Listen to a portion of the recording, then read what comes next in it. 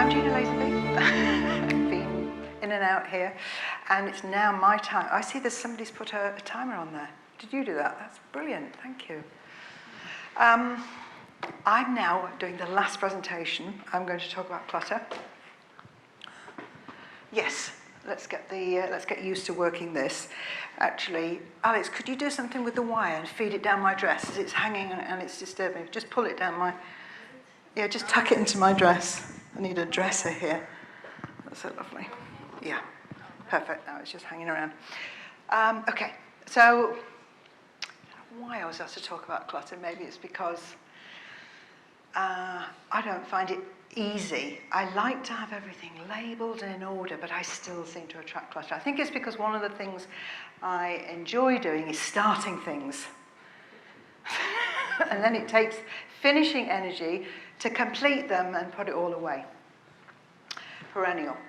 And for ages I was thinking, it's such a big subject. How am I going to address this? What am I going to talk about? So even last night, I had all these pages of handwritten notes, and I had a little walk on the bridge in London, and they fell down and they went all over the place. I was like, this paper trying to go off the bridge, and 5 people helped me with all these. I said, thank you, and I just crushed it into a big ball and brought it home, and I thought, the message is throw that away and start again, which is, isn't it? You get a message all the time from the stuff you have. So let's see. 1993. 1992 was the year that I was first introduced to Feng Shui. I was like, oh my goodness me, William Spear, Community Health Foundation, I think somebody might have mentioned that place earlier today. And, but it was 1993, the next year, where clutter, the idea of clutter, it took hold in me. I didn't, of course, we've all experienced tidiness and untidiness, but the concept that clutter might have an effect on me, that my home, any disorder or any overwhelm in my physical space could actually have an impact on me. This is what I was made aware of when I started working with Karen Kingston. And we put, her book is still a bestseller. We did workshops with her.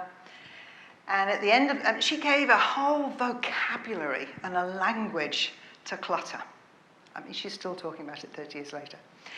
And I think this is the year that 1993 was the year that the Feng Shui Society was formed. We had these workshops, and at the end of the workshop, we used to give people a black plastic sack to take home and start filling with clutter. And they did. And they would ring us up or email us, or I don't know, was there email or in the time, I don't know, write to us, actually had letters, and tell us that money had come, they got a new job, amazing things happened. So once you start, they were spurred on. So in those early days, I began to see, the negative of clutter that actually made me ill, it could hold me back, I could lose things, all sorts of negatives and all sorts of positives. So this began the 30-year journey. And my home has never been, this is not my home has never been like this, but I have people I know whose homes are like this. And it's sad because that is complete, it is really a curse that somebody can actually have a, that's not a stage for a photo for a magazine, that is somebody's home where there's something very deep. We've talked about the layers today, there's something very deep going on that they are burdened with that and completely incapable. I mean, I have it like that when I'm moving house, but not otherwise. So, mess. And then when I was thinking about clutter, I kind of looked up and I thought, oh, storage, And I saw there was data about nearly $1 billion spent in the UK in 2020 on storage. So that's taking the clutter out of your home and putting it in a storage facility. I mean, yes, people move house and use storage, but look at the figure for America. $88 billion. And I found 2 or 3 places where it was this level. And this is a curse. So in the last 30 years, since our initial conversations about clutter, where we used to give out a bag, one black plastic sack, it has ballooned. We have so much more. It is a curse, is it not? The amount that we produce. I remember being in Bali, in a shop in Bali, and seeing thousands of necklaces, thousands of carvings. And there's never going to be enough people going through Bali who will buy them. Who is going to buy them? I do a monthly column for a magazine called House of Preeminence about the healthy home and Feng Shui. And they said, can you write an article on clutter? I went, oh, really? Okay. And what I tend to write in there is something personal. So I thought, oh, I've got to write about my clutter. Therefore, I've got to be perfect. Have you ever had that thought that if you have to do something, you have to be perfect? So I thought, I have to talk about the imperfections. I can't talk about the perfections because we'll never get there. So I recalled reflecting that, and this is from about 11 years ago, I had too many books. Anybody else have too many books ever? So I thought, how am I going to get rid of these books? I love books, so I can't give them away. So I thought, what would I tell myself if I was giving myself advice? Because I've seen videos where I've done things, and I thought, well, that's interesting. How did I say that? Yeah. That was a pearl of wisdom that came. So I thought, I'm going to do a video for other people that will help me. So I sat down and thought, what would I do? So I came up with some things. I did this video. One of the things was talking about, now that you've got Google, which you didn't have before, you can throw that away and get the latest information on a website. That's one, apart from classic books. Trusting that when you need something, it will be given.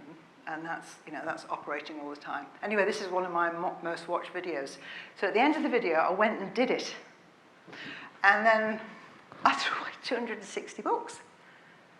So I actually took my own advice, threw 260 away. Well, of course, time goes on. And I mean, I'd come to London and I'd go somewhere and somebody, I've just bought a book today. I'd get a book. They come back. They never stop going, do they?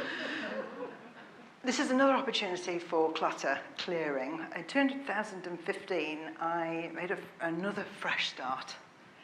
How many people have made more than one fresh start? Yeah, several fresh starts. So fresh start then. I left London, where I had a place, and I kind of decamped up north. I moved out the healthy home that I'd lived in for years, and I moved into a small house. But I left a lot. I gave a lot of stuff away. Didn't look appropriate in style, left us a lot of stuff in the healthy home. And then I repopulated my house because what I was doing was I was creating a new story for myself. And because our home is the container for our lives, it's the holder of our story, I wanted to create a new environment around me. So I did something which you couldn't do 30 years ago. I went to the charity shops. And this is a boom industry, is it not? Have you given away stuff to charity shops? There's 11 charity shops in Skipton alone. We're a tiny little market town, 11. And that's just Skipton, never mind Ilkley, which is 20 minutes away, Keighley, which is 15 minutes away. So I was in the charity shops. And of course, I had space in this new home. I bought the beautiful leather sofa for £20. And I've got beautiful gold china from Czechoslovakia, which somebody's paid a fortune for, and I've got like 10 plates for £1. Unbelievable bargains. Of course, what do? I'm overfilling my space, aren't I? With bargains that other people are benefiting from. So you really have to censor yourself. But I thought, I'm being sustainable and making donations. Has anybody seen on Netflix, The Minimalists? Well, if you want minimalism, don't talk to me about it because I'm not going to be able to help you. But there's a program on Netflix called The Minimalist, and it's two guys who are friends. One of them starts out as a minimalist, and I really think it's much more of a male thing because he shows how he lived for 6 months a year with a suitcase.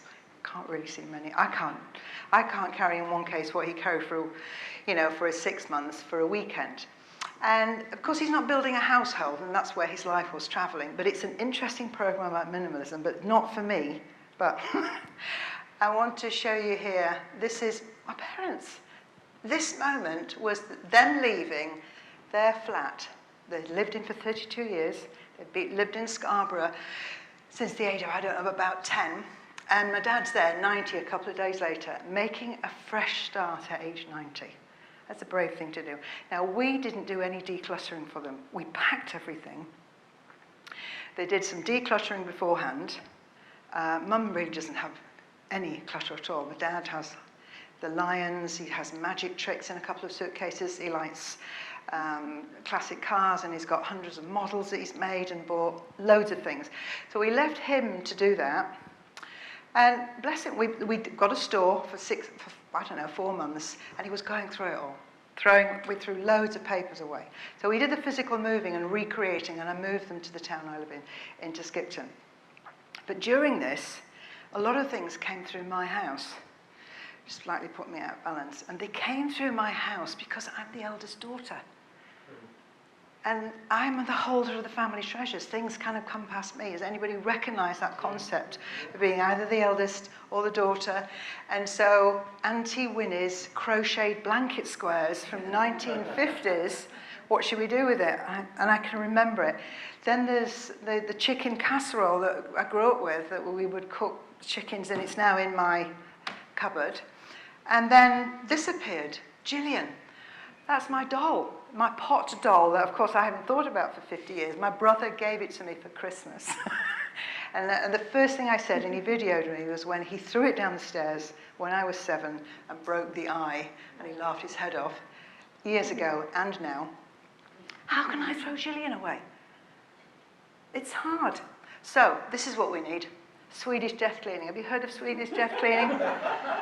Swedish death cleaning comes from Sweden, but any nationality can use it. And the concept is clear away the stuff now to save your relatives the bother. So it means, and this is probably something that you'll do in later life. You're not going to do this in your 30s. It's just that when you feel you're more than halfway through a life, when you're looking more towards death than you are at birth, you're going to be thinking about, what's next and who's going to look after everything. So it's an interesting concept, because I do look around my house sometimes and think, if I did disappear, there's a lot of work here. So I have to think now about who will clear it all away, who's going to have that gift. So I've already seen what my parents have. I've already been through and audited that, so it's going to be easier. Now I have to start doing my own. And the reason this is really interesting is that we're going to live longer. And the longer we live, there's a greater need to let go. I think people had shorter lives and they had less complicated lives. You went to school, maybe you went to college, you got a job. You may be in the job or the industry for the entire life. In your 60s, you'd retire and you'd play golf, do your garden, or you'd maybe in the later years have a cruise. I mean, life was no more complicated than that. I am really stereotyping it down to a small picture. But now, my friend, I've got a friend who for a few years has been working in an area at 76. She's launching a new business. Age 76. I mean, she's not in retirement by any means. Who wants to retire? It's a very industrial way of thinking. So how can we keep bringing things in? And the idea is really that we're constantly learning. Have you ever seen this book, The 100-Year Life? Really interesting. Professor Linda Grattan, in this research with her colleague Andrew Scott, say the world is not ready for us to live as long as we will live. Look here, 50% of children born today will become a centenarian. Not a small minority, that's half the kids. Maybe the other half of the children will die younger because of the diseases we're creating, but we also, at the same time, creating the possibility of a much longer life. Every generation born, you have the opportunity to live 10 years older than your parent. And so there are many versions of us, and each version has a social circle, a way of living, a way of being. And then you move on, you move somewhere else, and it's very difficult to keep hold of everybody. Yes, you can have them all on friends on Facebook, but that's not the same thing, is it, as having friendships. I spent many years going to San Francisco, and I have a whole clique of friends there, and I'm not there. I haven't been for a few years, or certainly haven't been for the last 2 years. And it's like part of my past. If I go to San Francisco, I'll meet up with them again, but I'm not ringing them up saying, hey, I haven't seen you for 2 years. They're over there. So I'm growing, I'm evolving, I'm learning. I'm on a 1-year course learning about food as medicine. I'm becoming somebody else all the time. I'm not retired doing nothing. I'm taking each decade and moving forward, and I can't take everything like the ballast being cut off that, cut from the bottom of the balloon. I'm having to let things go, because I can't hold everything. Can't hold all the relationships, can't hold all the ideas. I certainly can't keep all the press cuttings.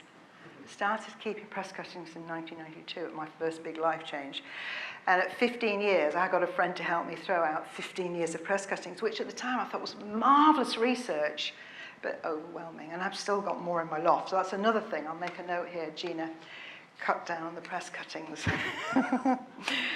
Okay. Yeah. So, how to get rid of stuff? You have to ask yourself really good questions. Because, you know, traditional clutter clearing questions are, do I love it? Is it useful? Have I used it in a while? Do I need it? I will always say, yes, I need it. So that's not a helpful question for me. Yeah, I might need it someday. You know, but then this coming back to trust, I remember waking up a month ago, one Saturday morning, thinking, when I was in America, I bought those yellow legal pads. You know those yellow? They don't sell them here. They're very American. And I thought, I'd like that because I enjoy writing on a yellow pad. I love stationery. I don't know if anybody else does. I love stationery. And that morning, I went to Skipton Market, and what's there? There's a man selling yellow legal pads, which I couldn't believe. Like, oh my God. So I bought 2, and then I got back home, and I so enjoyed writing in them. I know it's silly, but I love stationery. And I went back to the market the next Saturday. He'd disappeared. He's never been there again. It's almost like he doesn't exist, that I manifested somebody for a day, because every week they are the same people in the same pictures, and this is just one-off because I manifested him because I thought I'd like a yellow legal pad. So we have enormous power in manifesting, so you don't need to keep everything, is the lesson there. Where am I? Okay.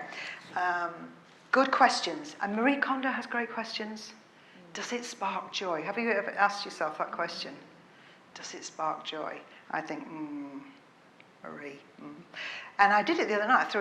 I threw away 4 coats in 15 minutes because they did not spark joy. I thought, this is wonderful. So you've got to find questions that are really helpful to you. And so now we're going to do a little exercise, if you're up for that. So if you're at home, please, all you need is just to relax, a notepad, and I'm going to ask you to close your eyes, relax, and I want you to just take your awareness and attention inside, and I want you to think about how you relate to yourself now, who you are now, today, this moment in time, this month. Who are you? What is your current reality about yourself and your life? You know, Netflix have this lovely 3-word description under a movie. Are there 3 words that you can come up with that will help you think about who you are? Just check in on that. See what comes up. Nothing's ever wrong. It's what it is now, today.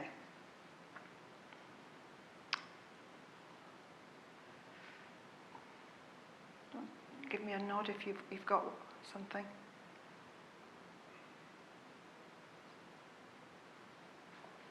Any more people nodding? Yeah, got something. Okay, we're going to go on to question 2. You don't have to look up, I can read it to you. Question 2 is, there's another you. There's the you in the future. There's the you you're moving towards. So there's a you that you're inviting in. There's the you that you are becoming. It's this future you. And it could be exactly the same as the you now. Or it could be that you want to change. And that your future looks a little bit different to what it is now. So just tune in and get a sense of, is there a future? Maybe you sat down on January the 1st and wrote out some goals. You know, maybe you do that every year. We already know that the flying stars change energy each year, and that changes the vibe. And intuitively, we know that. We're kind of always moving forward. So get a sense of that future you. So you've got to, in your mind now, you've got a feeling or a picture or words describing you now and one that you're bringing into the future. So I'm now going to go to another question. So now, take your attention to your own home, whether it's a flat or a house. Take your attention outside. Now arrive at your house. We're going to do a tour of your house, but arrive at it like you're arriving home, like you're a visitor. So approaching the front of your house, approaching the door. You're getting a sense of what visitors see, the pathway, the welcome. Your home is a beacon, isn't it? It's bringing you in. So you arrive there. What are your feelings of arriving home, to the physical place of home? We know there are many senses of home. There's this physical place of home. Move through the doorway, and at your own pace, move around your home, just looking, maybe you're in the hallway. Move around, and as you move from one room to the next, just feel and see what comes back to you. As a stranger, you might feel the space feels cramped, or it's just beautiful. The light's coming in and it feels lovely, and you move to another room and you have a sense of it's a bit heavy, it's small, it has clutter in it, it needs painting. What is the space communicating with you as you go in your own mind around your house from room to room? And in that, current reality of what your home is like, get a sense of if it's really supporting you. Or do you have a sense that it's holding you back? Is it working with you? Is it the right kind of container for you now?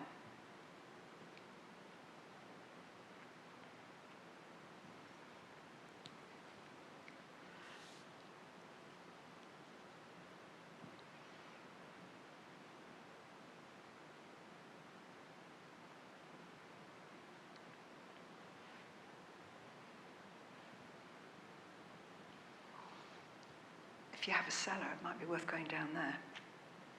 You might even have an attic, and you pop up to the attic and see what's going on up there. You might even step out into a back patio or a back garden. See how your garden is. Everything that's in your property. If you're in an apartment, just what's the outside of it like in terms of the corridors. Okay, so we've looked at where you live now. We've done an internal journey for that. And the next thing we're going to do is we're going to tune in. You're going to tune in now to a future home.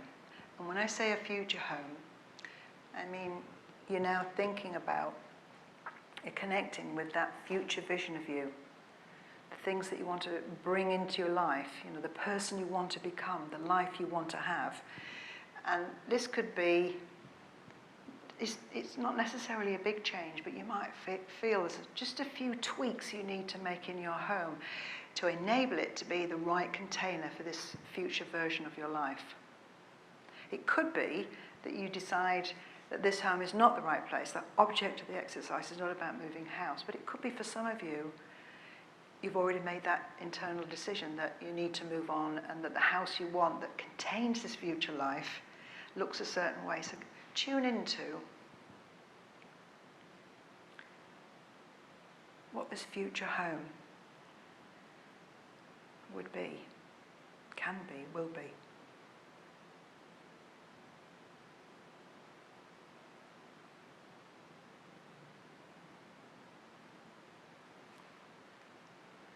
And one last thought as we're tuning into matching our future life, our future becoming, to our home.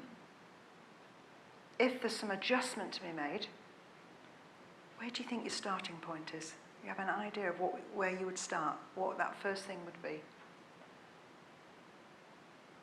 What feels like a first action? Because we don't want to be in overwhelm of, wow, I've got all this. It's just, okay, I have a sense, a feeling of where you're moving. What would be the first thing you'd need to do?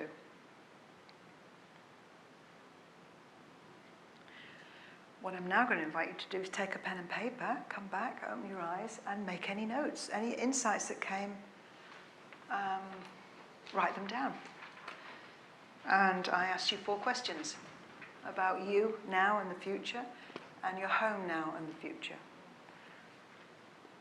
So if anything came up, now is the time to make a note, and it could just be one little thing. Or you might need a whole A4 sheet. Whatever.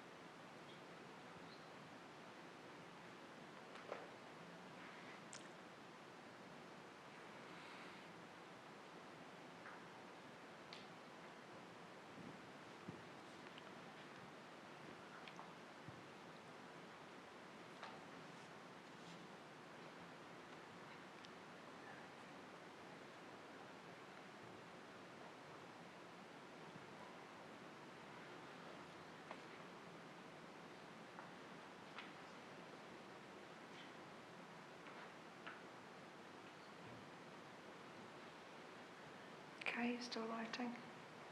Okay, we're going to take 5 minutes now, and you're going to talk to one other person about what came up for you. So that's a couple of minutes each. So see if you can get into twos rather than threes. And maybe the one person doesn't have much to share, but you've got 4 minutes between the two of you to share what came up. Because it's good to verbalise things. It kind of makes it more real, what's been inside your head. So 19. So somebody may need to move just to make sure you're a two, or just turn around and, yeah. If you simply take it out of the space and put it in the charity shop, you've got a space. And what goes in there? Stuff. But if you create space, if you have holding the intention, I've been, Lynn McTaggart's work, The Power of Eight, and her work with intentions, I've been working on her stuff for a couple of years. And it's really powerful when you set an intention, when you marry that with your home. And we know about placement, about placing things that resonate with your intention, placing something intentionally. I mean, that's a placement in Feng Shui. But there's scientific evidence about creating intentions and the magic and doing them as a group. So if you take something away, you're creating space for, and then you invite it in, which really resonates with this the physics of possibility. And this is what we've been talking about all day, these layers of energy, starting with us, surrounded by our home that we've created, which is our container, our partner, it's us. And then we're putting something out into the world from that foundational energy, which is what we've all talked about today. That foundational energy which is changing in cycles, which is affected by longevity and our ancestors, but we have a space, an energy space around us, and there's us. And what are we asking for? What are we sending out? And this other lovely image is this fractal unfolding, the pattern that's moving out. So, what are you programming right at the core of things to invite in? And that's a whole other conversation, is it not, about intentions. But it's a very powerful one, because you really do need to say what it is you want, otherwise stuff will follow. I think I am there, really. That's my Healthy Home retreat. That's my house, my couple of books. My retreat house in Skipton. And yeah, I love that. I'll just share that with you. Nothing. That's a stone carved with, nothing is carved in stone. So that is me finishing on Clutter a couple of minutes early. Great.